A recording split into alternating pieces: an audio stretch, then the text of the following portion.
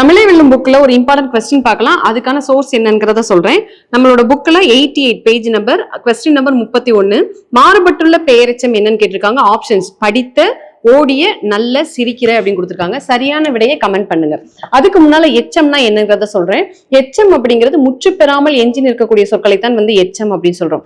அதை ரெண்டு வகையா பிரிக்கிறோம். அதுதான் ஒண்ணு பெயரெச்சம், ரெண்டாவது வினையெச்சம். பெயரெச்சத்தை என்ன, பெயரெச்சம்னா என்ன அப்படின்னு தெரிஞ்சுக்கணும். பெயரை கொண்டு முடியக்கூடிய எச்சம் தான் பெயரெச்சம். இது ரெண்டு வகைப்படும். ஒண்ணு தெரிநிலை, இன்னொன்னு குறிப்பு பெயரெச்சம். இப்ப பெயரெச்சம் எப்படி கண்டுபிடிக்கலாம் அப்படின்னு பாத்தீங்கன்னா, படித்த பையன். இந்த படித்த பையன் அப்படிங்கிறதுல ஃபர்ஸ்ட் படித்த அப்படின்னு இருக்கா. இந்த படித்தங்கிறது ஒரு எச்ச சொல். இது காலத்தை உணர்த்தக்கூடியதாக இருக்கும். செகண்ட் வரக்கூடிய சொல் பையன் அப்படிங்கிறது ஒரு பெயர் சொல்.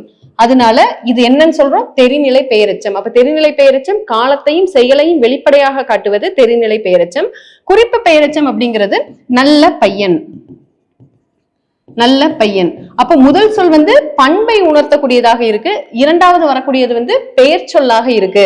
இந்த மாதிரி வரும்போது இது என்ன அப்படின்னு பாத்தீங்கன்னா குறிப்பு பெயரெச்சம்.